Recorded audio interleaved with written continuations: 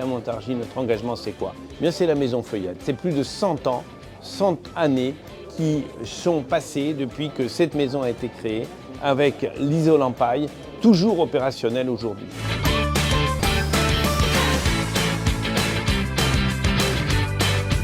Avec le centre de formation Construction Paille, nous avons la possibilité de former à l'utilisation de ces matériaux, à l'utilisation de la paille. Et ce sont des formations qui sont des formations parfois pour des demandeurs d'emploi. Déjà, un certain nombre de personnes sont formées. Avant la fin de leur formation, elles trouvent des débouchés, elles trouvent de l'emploi. C'est donc un nouveau développement, bien évidemment environnemental, mais aussi un nouveau développement social. Donc au CNCP, et merci à tous d'être venus.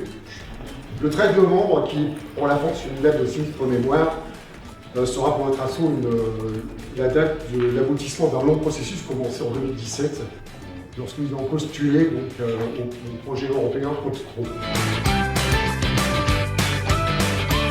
Et puis aussi un grand merci à nos 3 salariés, nos 2 co-directrices, Fabienne, Stéphanie et une petite nouvelle, là-bas, Marlène. Voilà. Merci à l'équipe du CNCP pour l'invitation à cette inauguration.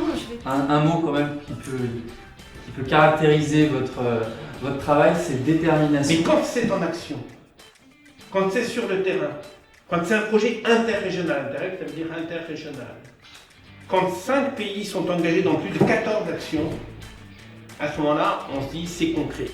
La transition écologique, elle est forcément pourvoyeuse d'emplois. L'ADEME parle d'1 million d'emplois à créer dans la transition écologique, donc forcément ça va venir complètement revoir tous les métiers, mais aussi en créer de nouveaux. Donc la région là-dedans, elle a une fonction d'anticipation, c'est-à-dire d'être en capacité de prévoir un peu les besoins de compétences qu'il y a sur le territoire, et puis de mettre en lien, de mettre en mouvement l'ensemble des acteurs et de la formation et des acteurs professionnels. Pour les matériaux biosourcés, nous avons cherché à les utiliser à différents niveaux. Donc il y a bien sûr la paille qui compose les murs de la partie neuve. Mais pour la partie réhabilitée, comme là les murs sont moins épais, on a utilisé d'autres techniques. On a utilisé de la laine de bois, on a utilisé de la cellulose aussi et de la ouate de coton.